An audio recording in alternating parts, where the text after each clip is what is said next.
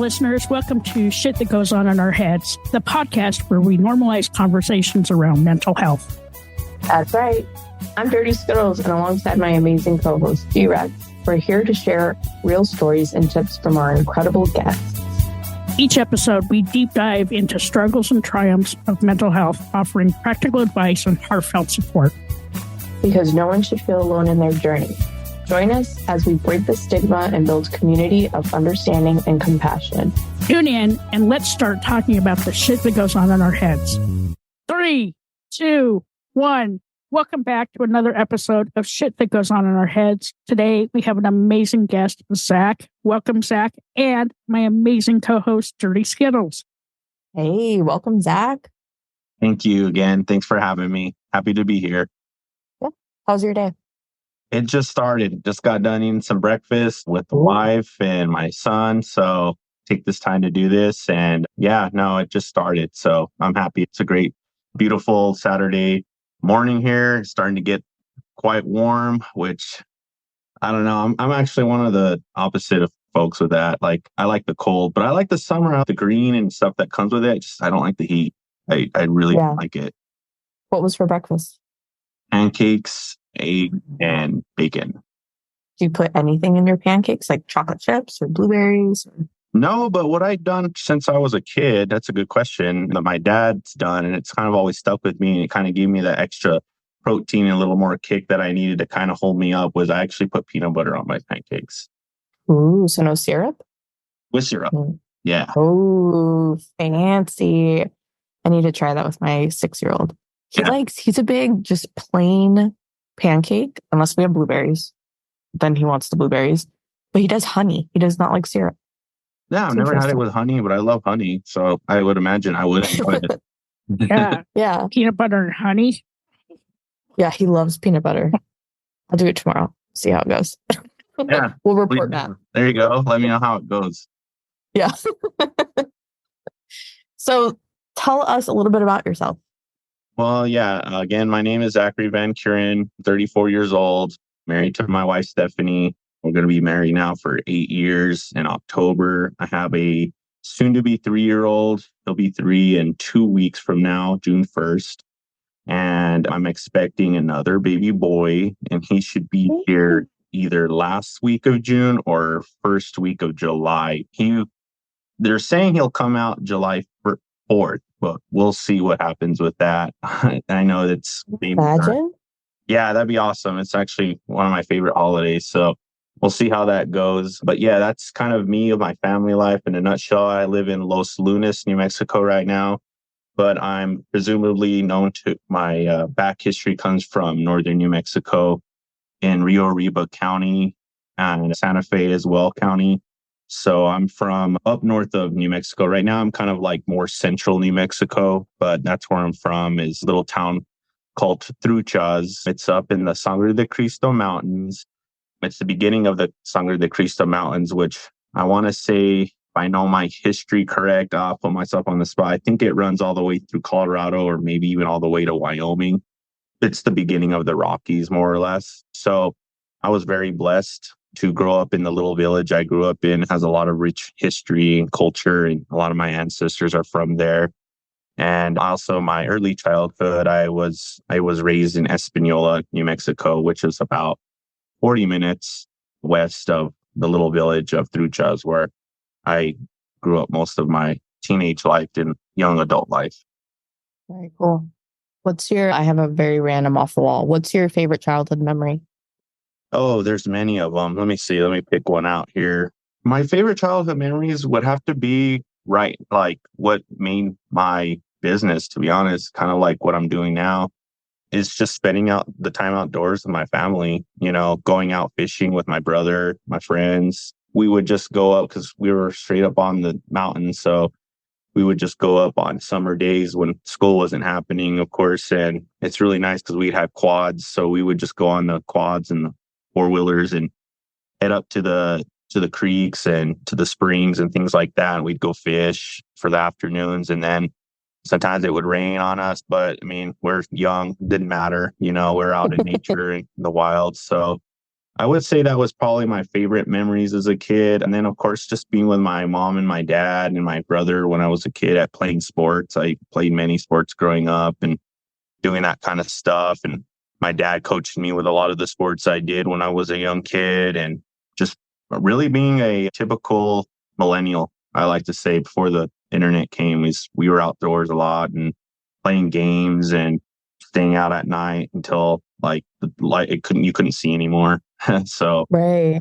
yeah. So Street good lights time. come on. That's how I grew up. Like we would go out at the very beginning of the day and not come home until mom was calling us. And by that time we were like 5 blocks away on our bikes. Wait, I hear a faint noise. I think it's time to go home. I remember us playing hide and go seek in the dark outside. Absolutely. That's the best. Yeah. Look forward to as soon as it started to get later on in the day. Yeah, exactly. So what do you do now? Tell our listeners what you do now.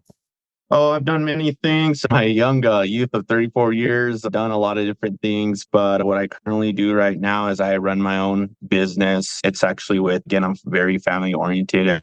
All you see already. I'm going to kind of bring a little bit more into keep discussing. My dad started raising Nubian goats on his land in 2007. Mom's a true homesteader. So she's, kind of going along with that breakfast again, going with like the syrups. And I was actually really lucky and blessed because my mom would always make homemade jams and syrups out of the fruits that were around the region. But going back to it kind of leads up to what I'm getting to is my dad started raising back then. And then in 2020, of course, we all know what that year brought. So my mom was kind of like just doing her thing. She was having a hobby and she was like, I'm going to make some goat milk soap. So she started making goat milk soap, and I was working for a French cookware company at the time.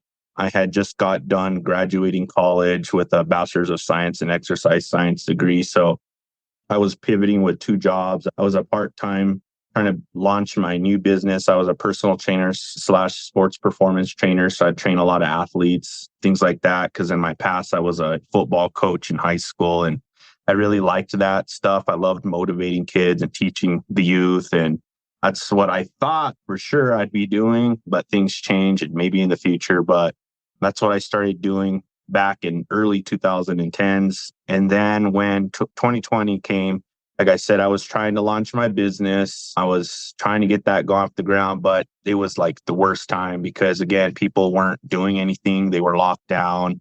They weren't exercising. I couldn't train people. So that kind of fell through. And that was a big struggle for me because I went to school and I was very passionate. Like I knew that was really what I wanted to do, but God had other plans, and his plans are always the best. So my mom calls me one day, and the French cookware store was actually shut down from COVID. And we were just doing backdoor deliveries and online orders at the time. So like nobody was entering the store. And I remember it was a quiet moment. I was just sitting in the back room, and I like to call it my light bulb moment, because when we were in lockdown, I was watching a lot of Shark Tank, and I really wanted to have a business. I really wanted to be an entrepreneur. I always felt inspired to do that. And they would always consistently say like, hey, you need to have a need, not a want. Like you need to have something essential. And so I was like, well, I would always really overthink about it. And like, well, toilet paper's out of the question. But yeah, my mom calls me and says, I made goat milk soap. I didn't think much about it. And then a few weeks later, again, I was in the back room by myself. And then I had my light bulb moment where I was like, wait a minute, we're in a pandemic right now, right? Like, what are people buying more than ever? Soap. What are they like getting more than ever? Toilet paper, soap, and hand sanitizer. And so I just went crazy after that. I made up my mind because the store I was working for, we actually found out probably about a week after that we were actually going to be shutting down that location. So I was going to be out of a job coming that October. So we had like 5 months to sell off what we had in the store. So I was like, just in those 5 months, I was like making a lot of soap with my mom and trying to get the recipe correct and what we wanted in the soap. But also what I did learn was that a lot of the soap we use is just not good. Like it's really bad for us. It has a lot of harmful chemicals in there, a bunch of stuff like PTalates, parabens, nitrates, things like that, and things that are actually hurting our immune system. So when I had my moment, I was like, I looked into researching soap a lot, but I researched that soap was cleaning folks and it was antibacterial, but it was doing a lot more damage to like our skin, and our skin's the largest organ of the body. I mean, so, I was like, well, why are we like hurting our immune systems, and our immune systems are getting weakened? And then we have this pandemic happening right now. So like, why don't we make a soap that does the opposite of that? Like, why don't we make a soap that, cleans, of course, it's soap. And then, of course, like, let's do some other stuff like good things for our skin. Maybe we have oily skin. Well, then we use activated charcoal to kind of draw out some of the toxins in the skin. Maybe we have rosacea or eczema. A lot of people suffer from those things. So I came to find out that goat's milk is actually allergenic. So it's great for sensitive skin and dry skin, and it doesn't have any counteractants to it. So it's really gentle on the skin. And then I used essential oils. So plants that are derived from our earth, because we come from the earth. So it's real big on me. So using what God gave us and being simple with the ingredients. So kind of giving you an idea of my product. But yeah, that's what I do now. I run that business. We're called Milagro Goat Farm. My dad still takes care of the goats, and he milks them, and, he's the vet and all that stuff. And he's got a hard job in itself. And then my mom's my number one soap maker. That's primarily what she does for me. Or if I ask her for some other things, she'll do that. So I'm very blessed. I have great parents that see the dream and want to be a part of it and help me achieve it. And then, I'll do things like events. I'll do promotion, advertisement, marketing, social media. I wear many hats, but I don't mean to keep rambling on, but that's kind of like in a nutshell, more or less of what I do now. I have to tell you, Zach, I love your soap. Because I have very sensitive skin. And so whenever I take a shower, that's the only soap I use. No shit. Thank you. I have to tell you, because you said something and I literally was like, oh, okay. My mom's name is Milagros. So when you said Milagro, I was like, oh my God, anyways. That's awesome. The reason why that's so cool to me, I feel like this is like a sign, right? I have a passion project that I haven't started because I get into my mind of like, I analyze way too much before doing it, right? Sure. But in talking with my mom the other day, I was thinking, her and I were kind of joking, like we should do this together. And so when you said Milagro was the name of the soap, I was like, oh my gosh, it's a sign. Anyways, besides that, let me get into the good question. No worries. I'm really curious. Okay. How did your mom how did she take it? Because you went from working in a store to then like, hey, let's do this thing that I'm assuming was just like a hobby for her. Was she making soap on her own just to kind of do it? And then it becomes a business. Sure. Out of that. Yeah. So like I said, she's a homesteader. So like she has hobbies. She knows how to do a lot of different things, but a lot of things come natural to her because of our ancestors. Like my great grandmother up here in New Mexico, we have a rich culture here. And a lot of people get it twisted, but like she was called a curandera. So she was, a healer. A lot of people kind of get that twisted and say like, oh, she was a witch. Well, no, she just was an herbalist. She had an apothecary. So my mom has that inside of her genes, and I carry that on too. So my mom noticed she was really good at it really fast. And then the same for myself. So she was doing it just as a hobby. And then I had told her my idea. And I love my mom so much because she supports me a lot. My dad does as well. But my mom really understood, and like it clicked for her like naturally. So she was like, this is brilliant. Like we have to do it. So like right now, for instance, this last week, like she made a lot of soap. That's what she does. Like I said, so she loves doing it. It's very therapeutic for her. She doesn't mind doing it at all. So it wasn't really that difficult with my mom to get her on the train to do it. She always saw the vision, and she continues to see the vision because of all the blessings we've had from it. So yeah, I don't know if that answers your question, but that's pretty much that. Yeah, I would imagine it would probably be fun to do this thing with your mom, right? Like it was something that you said that you were always kind of interested in starting your own business, and what better person to do it with than somebody you trust and love. So I think that's really cool.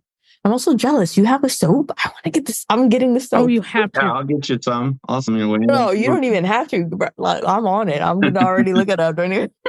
They're all awesome, and they all make your skin feel really good. Which kind of leads into another question. How did you dive into learning about it? Was it just natural, like growing up, you kind of already knew, like treating your skin better? Or did you actually have to stop and apply yourself? No, I had to stop and apply myself. A lot of my childhood, half of my childhood, I was homeschooled. So I've always liked learning. Always enjoyed educating myself. So, I really do. Like, I love learning. I try to learn something new every day. I am all about growth mindset. So when I had made my mind up, and I like to think that a lot of my dad instilled in myself, and then my ancestry with my dad's side, but being in sports really taught me to like have a lot of confidence and believe in yourself.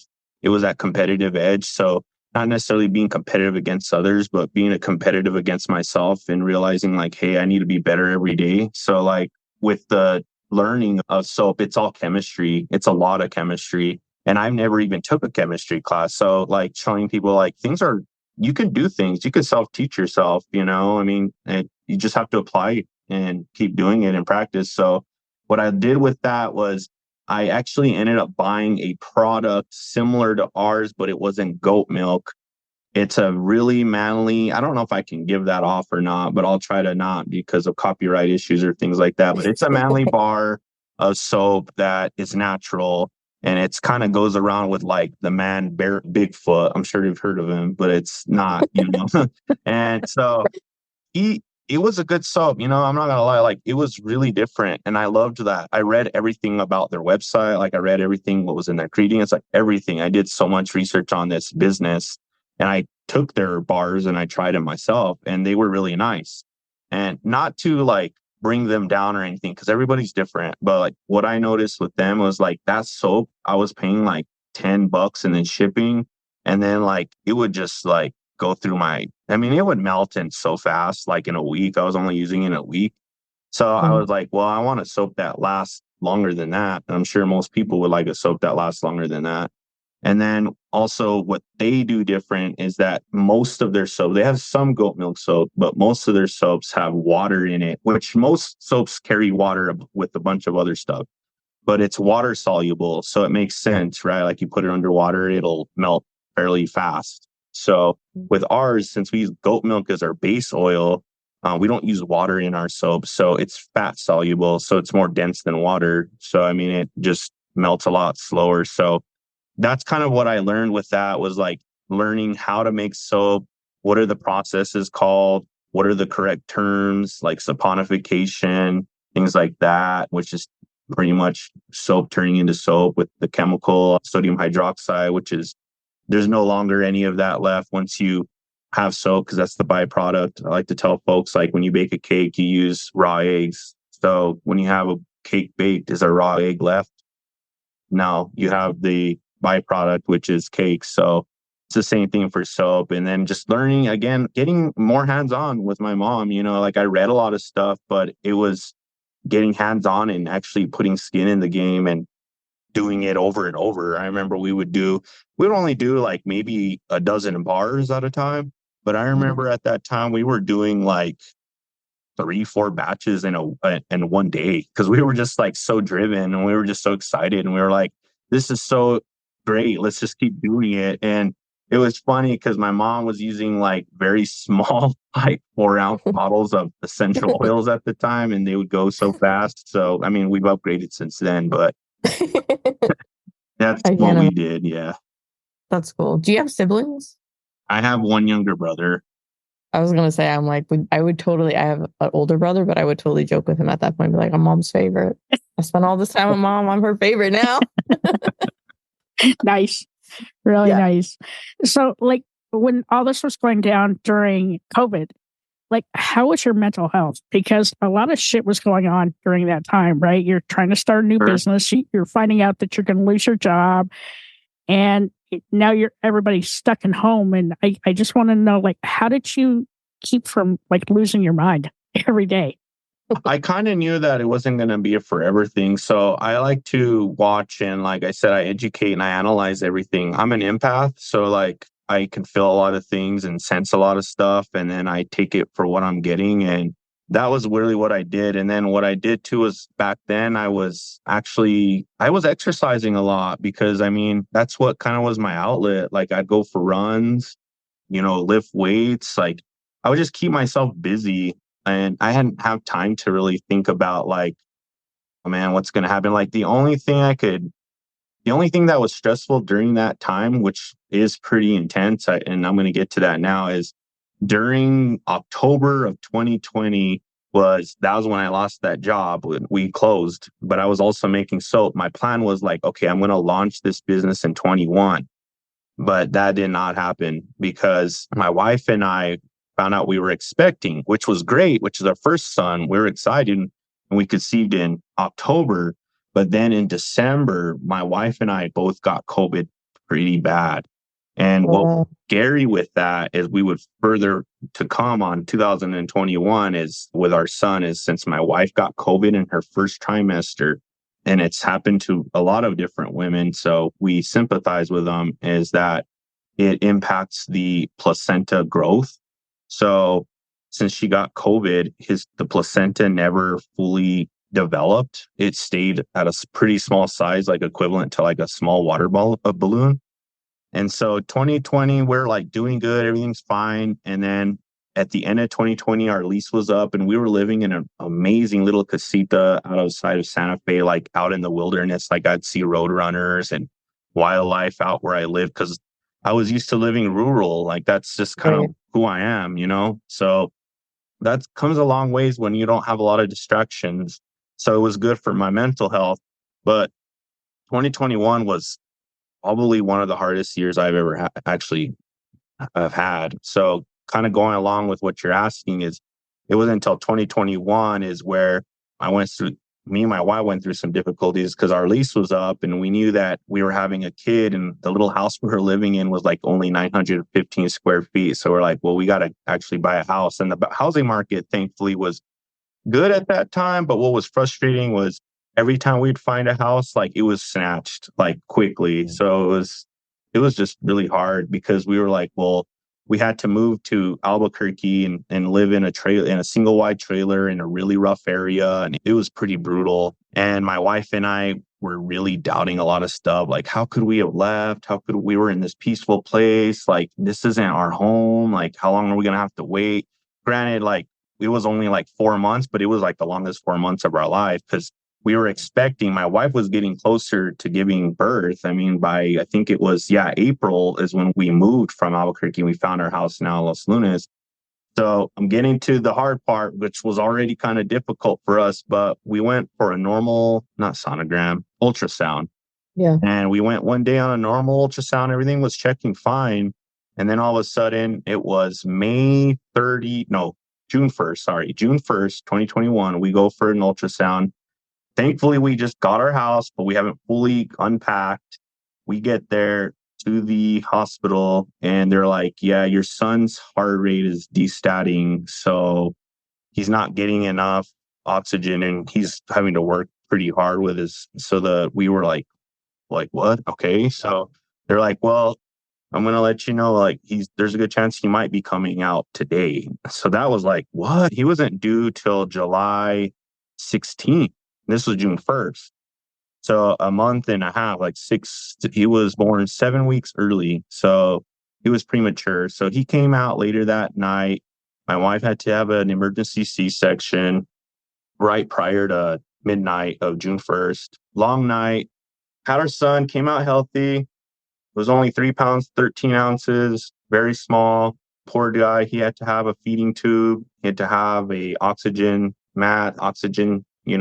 for a while, even brought him home with that. And what would be the hardest battle I've ever faced was during that time. And my son had to be in the NICU for a whole month. So my wife and I would have to come home every night and we'd stay as long as we could until we couldn't stay up anymore because we were still working. I had a part-time job at that time. So I wasn't doing soap making at all. I ended up having to get a part-time job, which was contact tracing through the state. And I was able to do that remotely, thankfully, because it was a bad position we were in.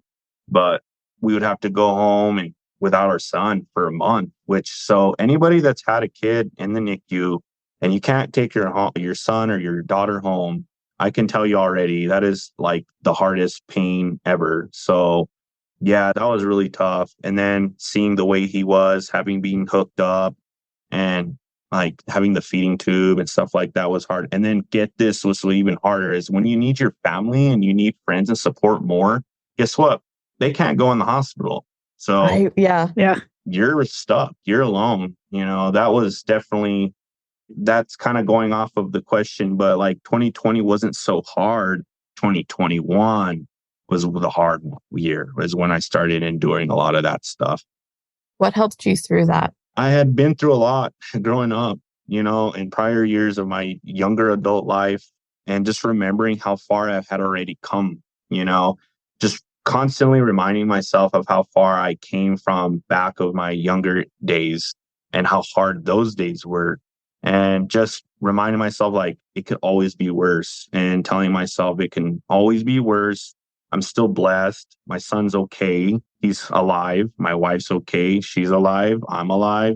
My family's healthy. Just reminding myself of like the good stuff, the blessings really is what helped me.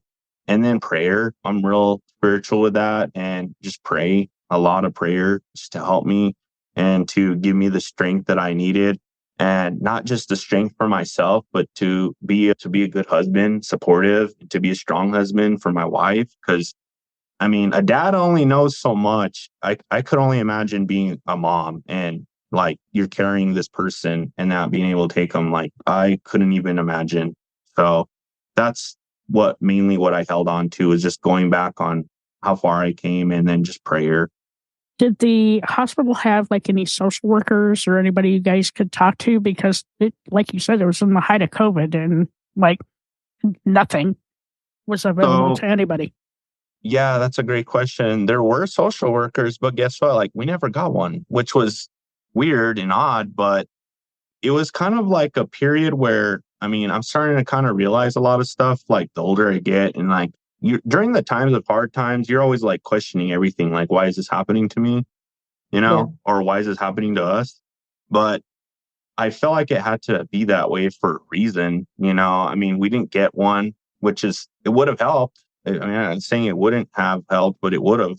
But I feel like right now, looking back on it, that we just had to be alone.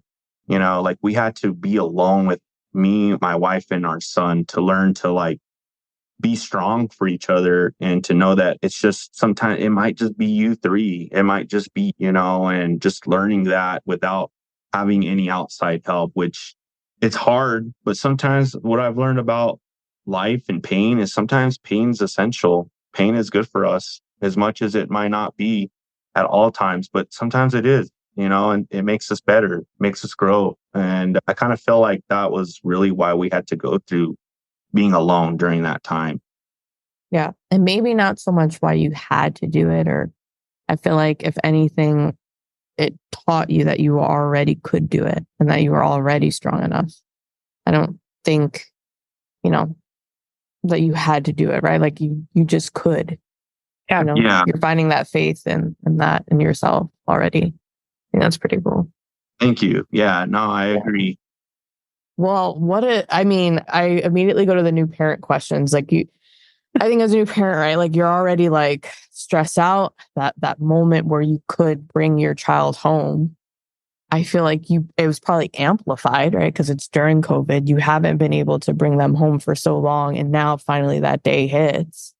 Did you still freak out like a new parent would? Like, holy shit, we can do this? They're trusting us to do this? Are they sure? They gave me a little human. Now I need to take care of it. Yeah. How was that? So you've proven you're strong enough. You can do it together. And now that payoff happens. You bring your baby home.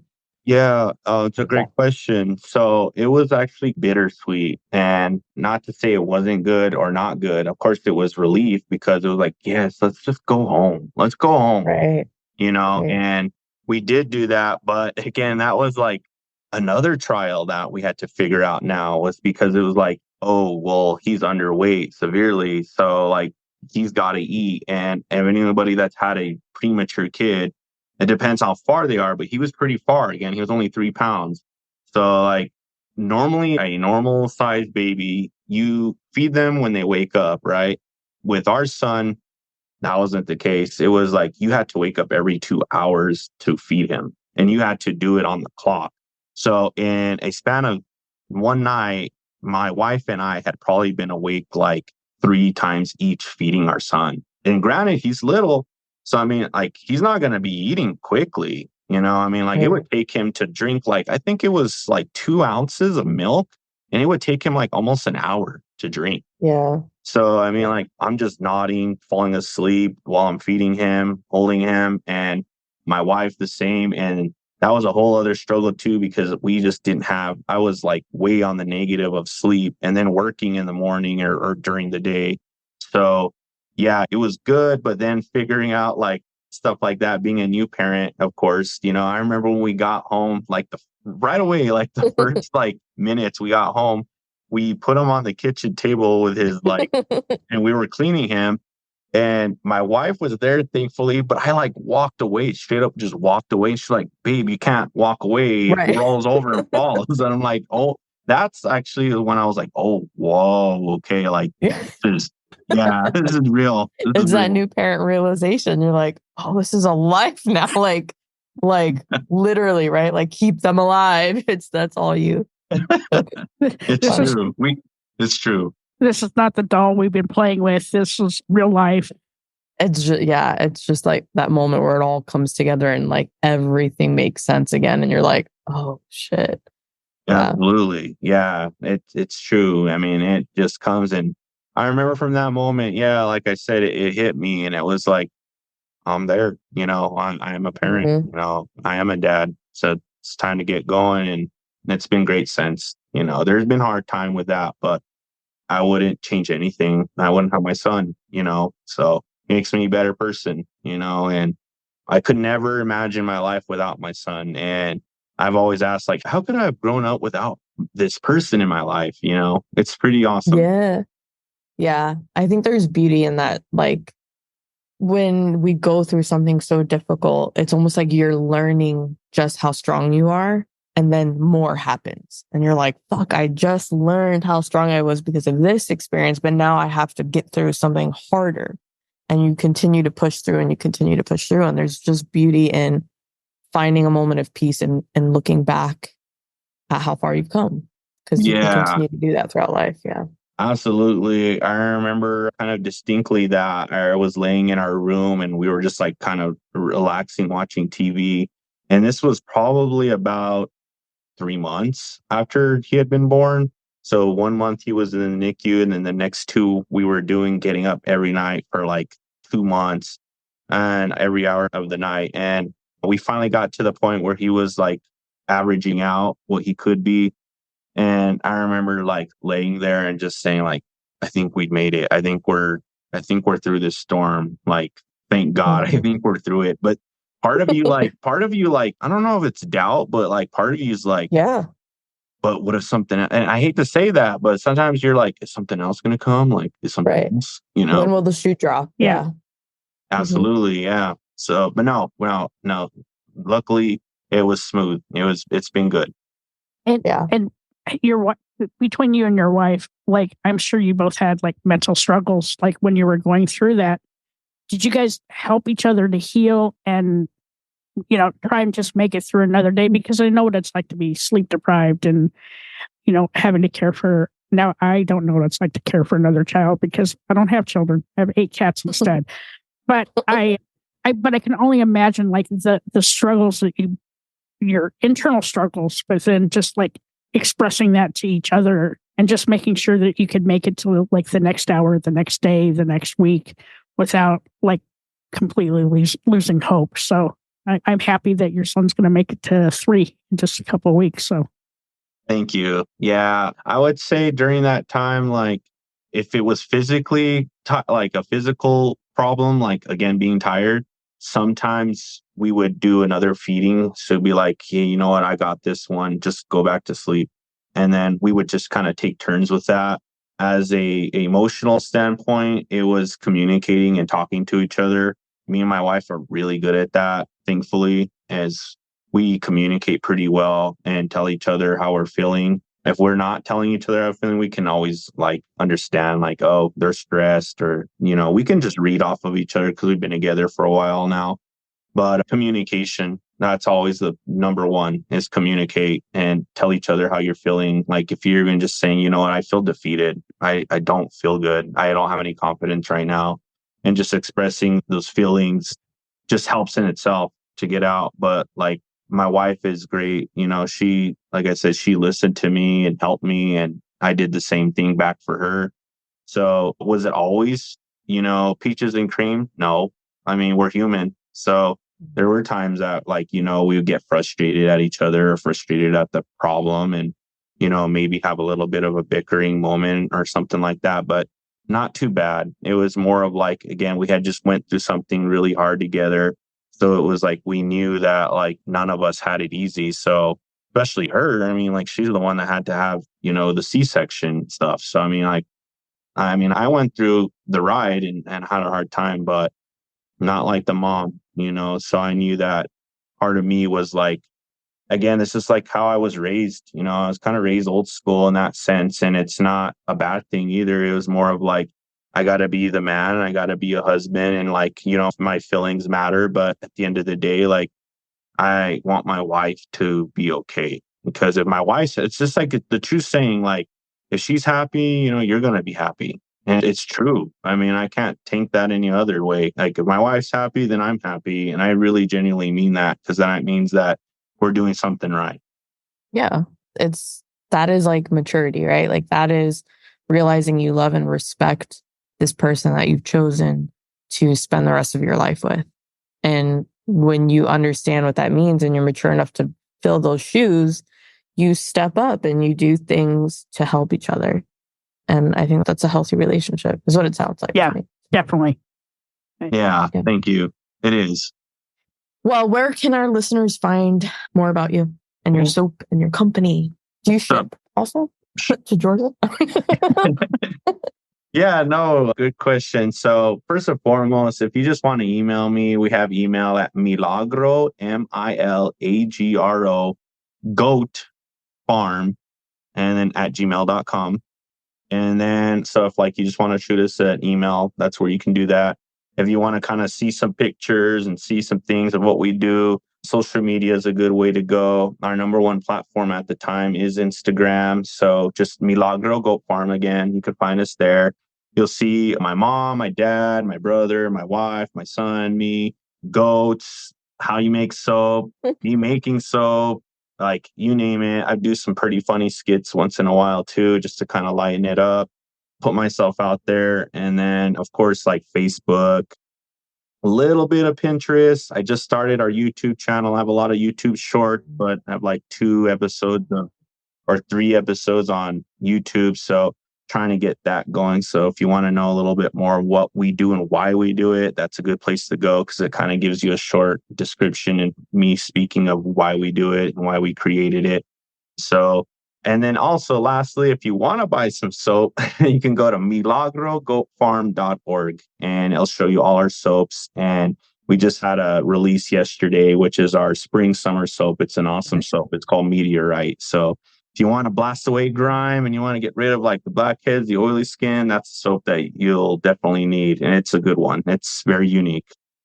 Very cool. Thank you so much.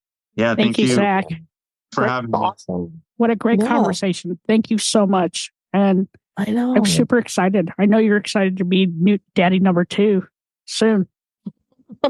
Oh yeah, very excited. Nervous, but but excited. You got It's gonna be a life changer again. So hey, that's what life's about, right? And just keep going, and just if you're not doing it, you're not living, right? So I'm really happy for you guys. I want to share, like what I've seen, all the growth that you guys have been doing is pretty remarkable. It's not shocking to me. It's really not with G-Rex.